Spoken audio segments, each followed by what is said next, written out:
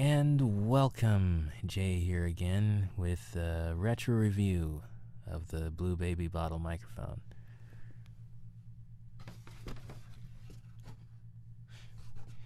So, as I'm reaching for my papers here, which I had out a minute ago, hang on. Okay.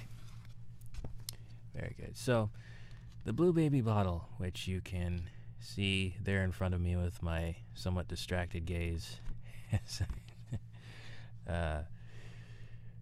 still with a broken camera, so I haven't replaced it yet, so I'll just have to deal with still images of me. Anyway, this is the review, the static review. So there's a better image of the microphone. The Blue Baby bottle, and you can't really see blue there, it's kind of hidden behind the Stedman pop filter, pop screen, as it says on there.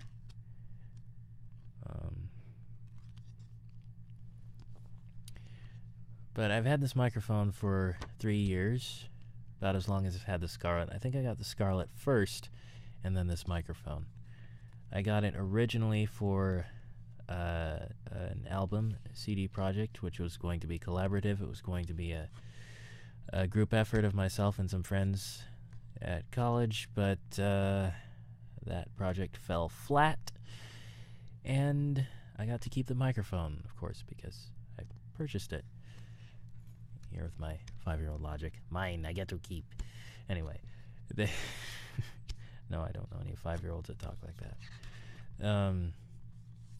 So yeah, I've been using this microphone for about 3 years. It was not my original dream microphone, but it's converted into my studio workhorse, or my go-to. It's the first one I will pull out. Has the best clarity and balance of tone. As you can hear, I'm using this microphone to create the review. So we'll go over a few specs of the microphone. It has a 20 hertz to 20 kilohertz frequency response, and that's pretty decent for the price point. It sounds just about as good as any other microphone I've heard. And like I said, it wasn't the one I was originally going for. It was kind of a surprise. I originally wanted a Joe Meek microphone, and that was my goal that I was pushing towards, because as I'm flipping through the pages here of this catalog, one of my inspirations vocally was Gary Miller, and on the last record he did, he's now passed away, but on the last record that he did, he used a Joe Meek microphone. He didn't say which one, but he used it on his voice. He was a bass singer for the group Vocal Union at the time, and so he wanted a microphone that would translate his voice correctly, so he got Joe Meek. So I thought, Joe Meek. And then I ran across this microphone from actually my work with audio dramas. One of my people I collaborated with used one of these microphones, and I thought, well, it sounds pretty good, because he used it for everything, and I thought, well, yeah, I wouldn't use it for everything. But absolutely, now that I've had it for 3 years, I would use it on everything. Just as the go-to microphone. I did eventually get a Joe Meek, and I have used it on projects, but I'm kind of leaning more towards going back to this one, and I'll throw that one in for extra color. That is, by the way, the only reason you would, when you're just starting out anyway, you would want to have more than one microphone, other than being able to record 8 people at once, or a drum kit. The only other reason you'd want to have another microphone, if you're doing all vocal like I used to do, is for color, different colors, like different shades of paint for your canvas. So anyway, whoops, I think I got something a little too loud here. So the specs of the microphone.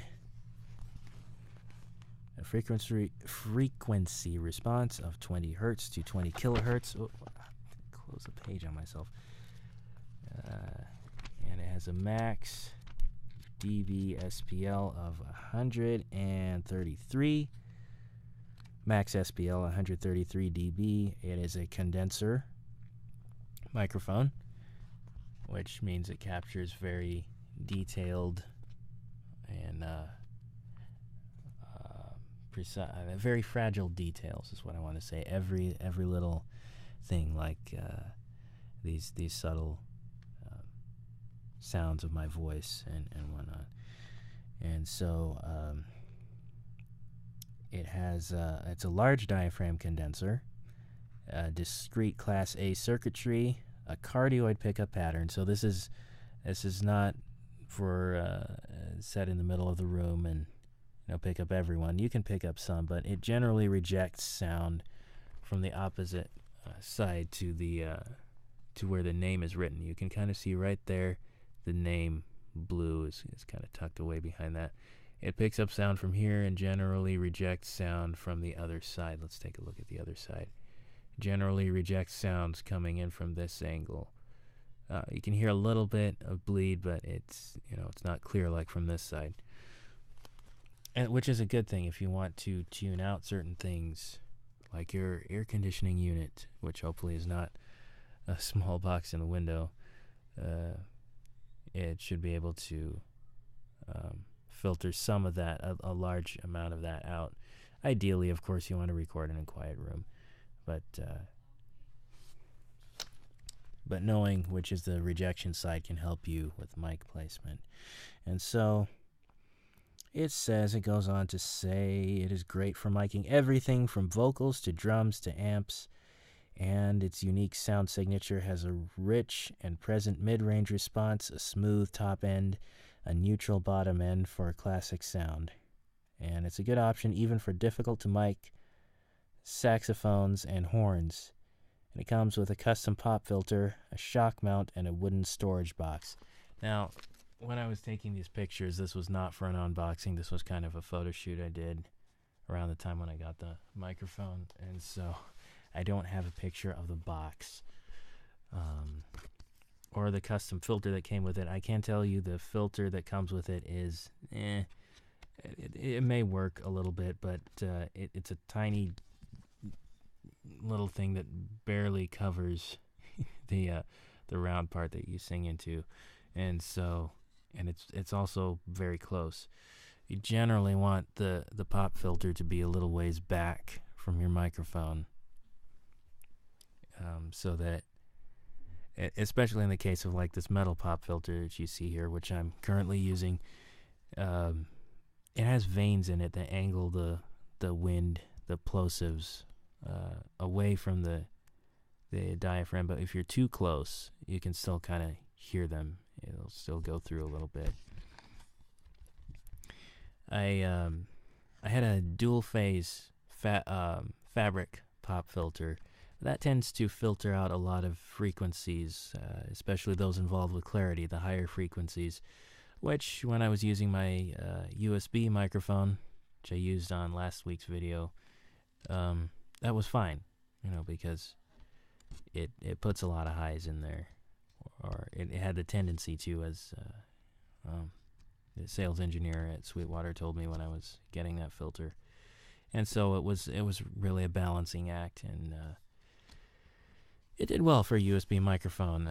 What a Friend We Have in Jesus, the other one of the songs I did a video out of on this channel, was recorded with a USB microphone and a laptop, running Adobe Audition, which is my favorite DAW. But anyway, we're talking microphones strictly here, almost strictly, except for that mention. So, looking at the frequency and polar responses, I'm seeing it has a very smooth curve towards the low, and it's pretty neutral. It's not hyping anything, and then there's a little bump in the, comes up very gently in the mids. There's a little bump here, the highs. They're very smooth, like it says.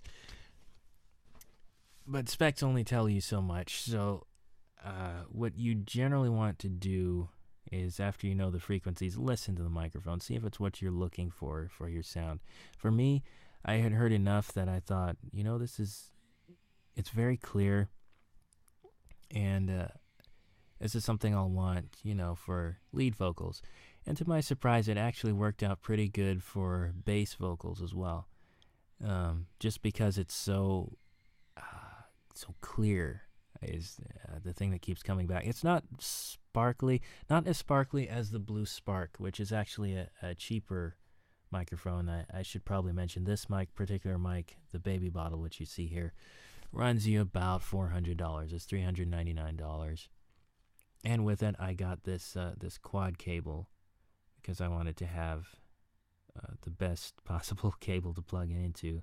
So I said, well, I can't skimp on the cable, won't skip on the pop filter. So I went and got a metal pop filter, blue quad cable. I'm very glad I did that, because my recordings have been, it was a kind of a quantum leap from what I had before, which was already very good when I got it to work properly. But and I had considered getting the Blue Spark because it's $299, I believe. I closed the book here. Anyway, the Blue Spark is about maybe half the price, and I thought, well, maybe the Bluebird, but something just came back. Just go ahead, get the Baby Bottle. I'm very glad I did, because right now I can't afford to make the jump to this microphone. I was fortunate to get it at the time that I did, because of the quality, and it is my workhorse. I don't know if I've said this already. It's my workhorse microphone, my go-to for everything, even making videos like this. And so it's a little pricey, so if you're just starting out, I might actually recommend the Blue Spark. It's a little bit cheaper. It's right around $200. And this one is, of course, $400. But like I said, I don't regret getting this one. And of course, here's another shot here, and another one. But you want to pair it to some good converters. So the best one I would recommend, as you probably know, is the Focusrite Scarlett 2i2. This is the first generation. I learned recently. This is my first generation. The first generation, not my first. Their first generation 2-channel, 2 in, 2 out, which is why it's called the 2i2. They have the second generation out now, which actually has metal knobs here, and then your outputs, which I had the outputs plugged into these Eddy Roll monitors during that session. Here's Adobe Audition. And the outputs on the first generation, they protrude a little bit from the back. The second generation, they're flat up against the back of the Scarlett. And of course, the metal knobs, slightly different finish, more premium finish. I believe it's white lettering. And here's the top of the iMac I was using. And this is pretty much how you feel in the studio sometimes. Can't get ideas. But anyway, talking about the microphone, as I said earlier, the proof is in the hearing. And so we're going to come over here. I'm going to take a listen to basically the first track I recorded with this microphone, the first full song. And so everything you hear, except for the wind, was recorded with this Baby Bottle and the Scarlett 2i2 interface on the iMac you just saw. So here we go.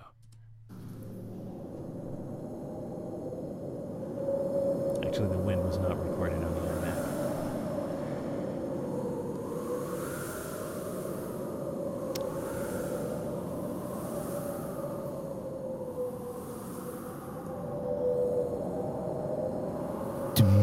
I've been trying too long on my own, thinking I could run this race and finish all alone. Now it's hard to run when you don't know the trail, and it's impossible to fly when you don't have wings. Father, take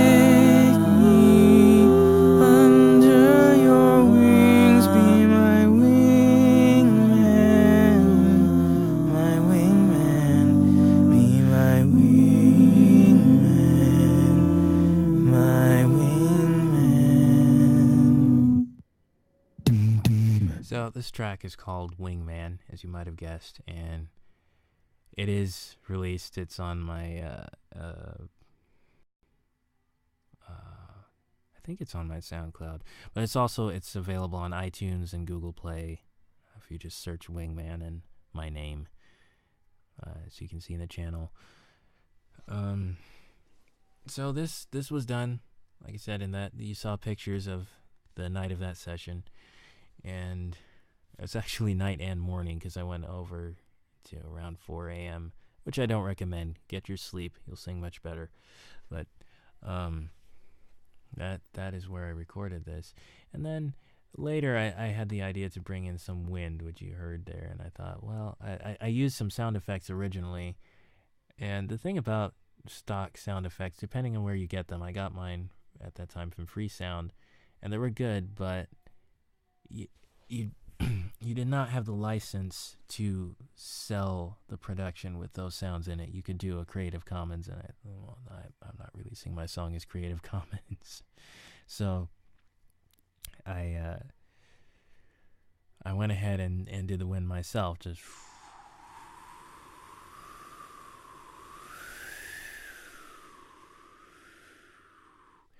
I kind of doubled it with this microphone, Baby Bottle, and also with my Joe Meek microphone, because I did go ahead and get one of those later,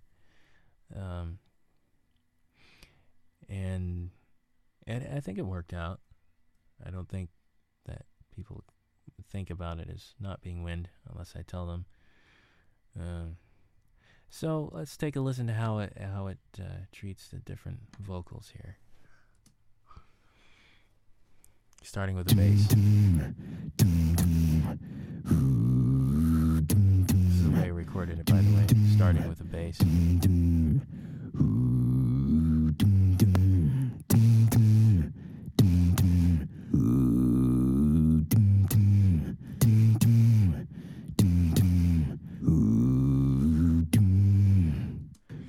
Now, as I listen to it, it's kind of interesting because I can tell I'm a little bit too close.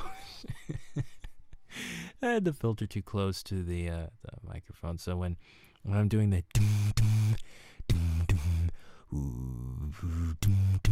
you can kind of hear the wind hitting the filter, as it probably did just now, and that's kind of not a sound that you want in your music if you can help it. But that was my sort of Alvin Shia imitation, little nod to Take 6 there with Alvin's bass singing. So with that, I then came in with, I think, well, of course, the melody, and the song was constructed on the fly. I didn't actually write anything down. That's probably the first time I've done that.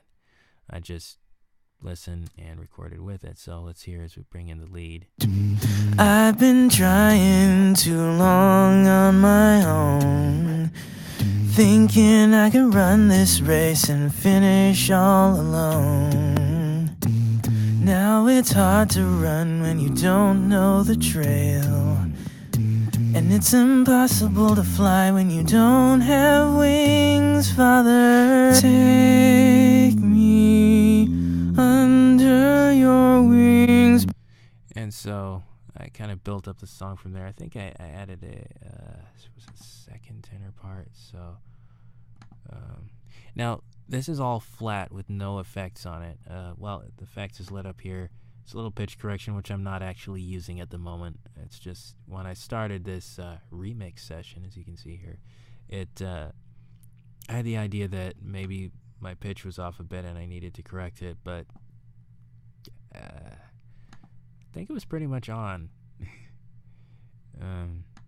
The difficulty I have with some of the bass notes when they're down, I can hear. My wingman.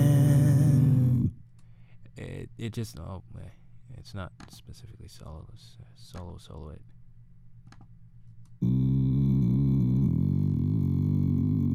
The pitch correction software does not recognize those as notes. I don't know why. That's and this is with Reaper. So someone please, those are real notes. And if they're shaky, I kind of want to steady them. But I think this is probably better without. being without auto-tune anyway. Which this wouldn't be auto, this would just be a little touch-up, which I have done on some other songs, but generally I found if I do want to correct bass notes, I cannot sing them at that pitch. So, okay, so let's see, let's add some other harmonies. Let's see what we got here. Thinking I could run this race and finish all alone. Now it's hard to run when you... Okay, those do not particularly sound good together, but let's see. Okay, let's just add parts as we go here. I've been trying too long on my own, thinking I could run this race and finish all alone. Now it's hard to run when you don't know the trail, and it's impossible to fly when you don't have wings, Father. Your wings be my wingman, my wingman, be my wingman, my wingman. Doom, doom, doom, doom. Ooh, something's wrong. Yeah, here. Oh, doom, doom. Still didn't learn, still. Okay, there we go. Oh, this is a remix, so I can cut out some parts of it.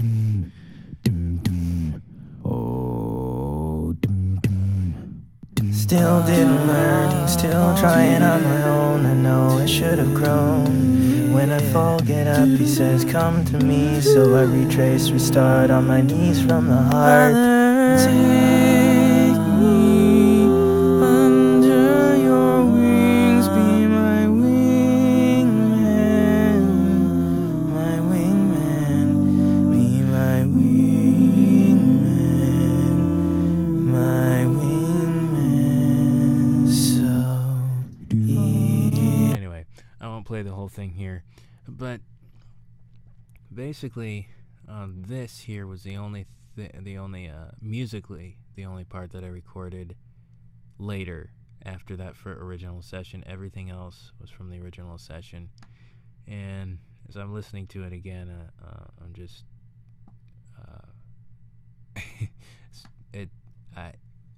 I don't know what to say. It just kind of came together for me.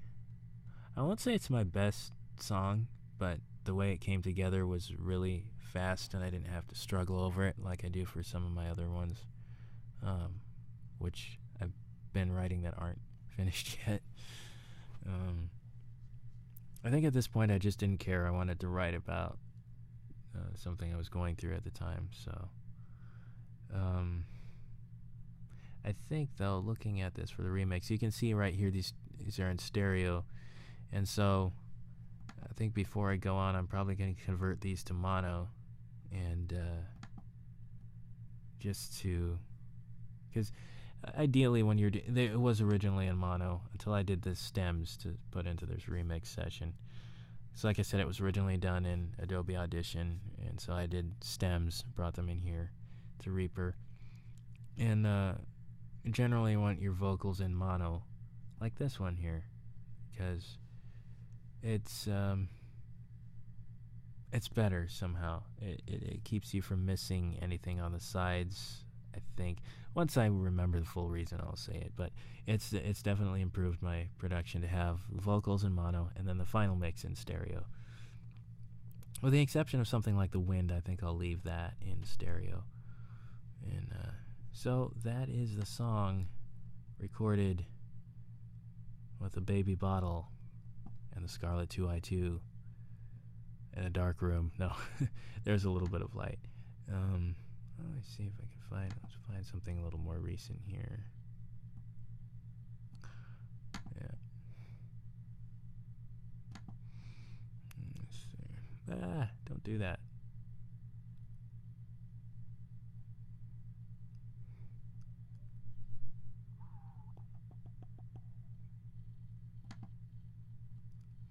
Yes, we will save the changes.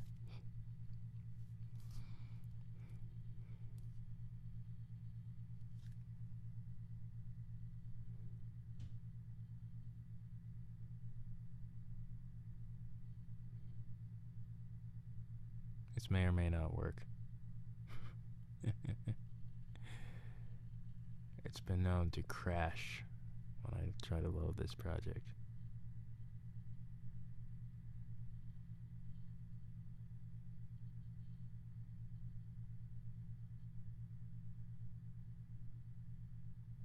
Okay, so what we're going to do is just this. So I cannot say too much about this project. But anyway, let's give a listen to a very recent recording created with the baby bottle and the Scarlett 2i2 on a laptop this time. But let's hear it.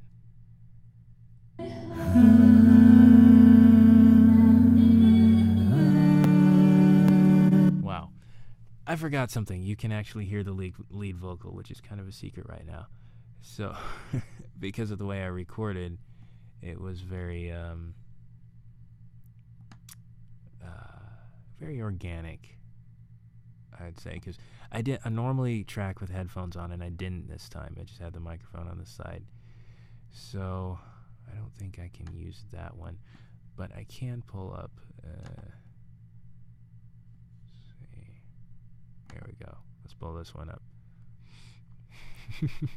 Oops, I almost gave that one away. That is a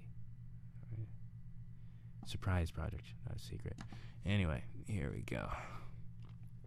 This is a Mandisa cover, which I hope to finish. Let's kill the metronome. To the voice, to the liar in the mirror, saying you can't ever change. To the guilt that's sitting on your shoulders, always keeping you wrapped in chains. To the past that you can't undo, to the pain that you're walking through, to the small and the big mistakes. This is what love wants to say. Say goodbye, say goodbye to the one that you used to be.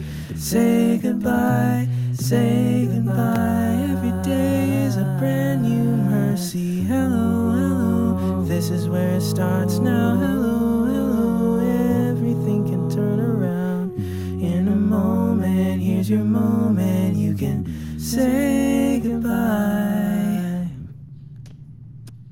Yeah, I was just doing a quick run through of that. I hope to mix this down soon, make it a little better. But as you can see here, everything is recorded in mono, so I'm going to put the lead back down. This is how you generally want to track. I mean, you can do in stereo. It's not going to kill anything. I used to track vocals in stereo all the time. But that's kind of better when they're mono. And we'll start with the bass part, because I like bass.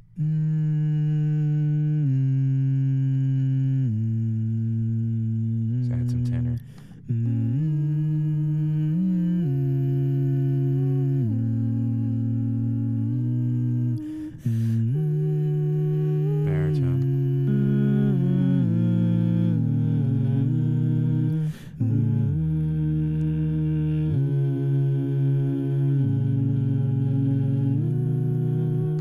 Okay, let's go back to the bass by itself, shall we? So I just want to hear the treatment of it.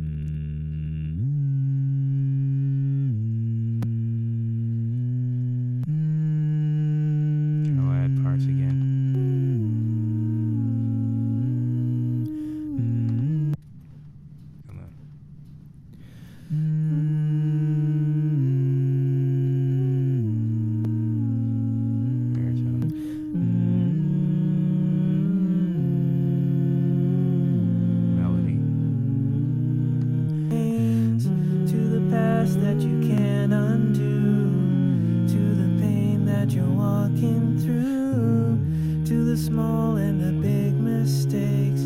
This is what love wants to say. To the voice. And yes, I realize you can use the mute buttons instead. I just like using the solo at this point.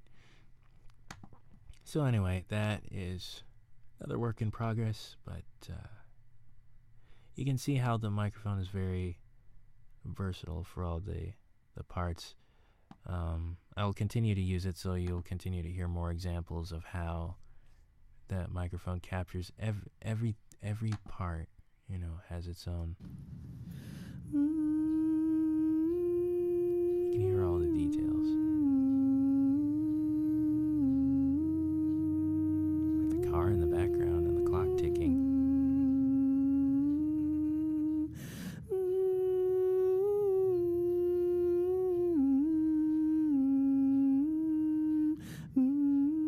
And the big breath switch is something I'm gonna have to fix.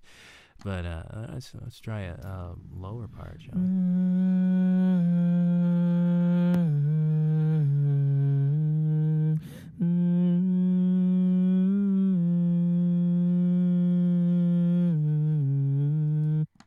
And you know, of course, lead vocals. To the voice, to the liar in the mirror, saying you can't ever change. To the guilt that's sitting on your shoulders, always keeping you wrapped in chains. And again, this is flat, except for you can kind of hear the room a little bit. But yeah, it's a workhorse microphone.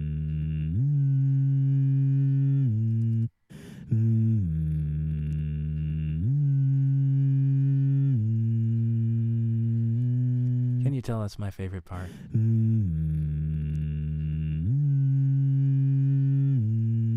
Anyway, we'll stop that. So, not that I enjoy listening to myself particularly, but, you know, bass is bass now. So there you have it. This is a review and sort of a sound sample. Review with samples, static review with samples of the Blue Baby Bottle and kind of the Scarlett 2i2, as that's the interface that I used.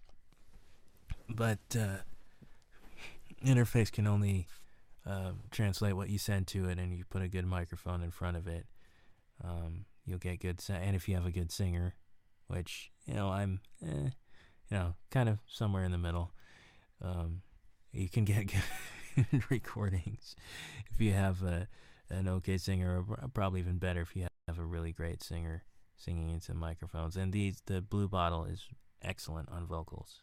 Excellent on vocals. The other day I tracked some guitar with it. Also excellent on the guitar. So it's an all-around workhorse microphone. It's kind of the hub of what I do. Even more so than the microphone that I got later, the Joe Meek microphones, and see, I have one M audio microphone. It's just, it's the best, in my opinion. I mean, there is stuff out there like the U87 and Neumann's, and yeah, those are good, but for the price point, the Blue Baby Bottle has been a real winner for me. And so I'd say it's kind of mid-range, like I said earlier. If you're starting out, you may not want to jump and buy this particular one. Whoop, that was loud, wasn't it? Just because of the price point. But if you can, if you have the opportunity, you won't regret getting this one.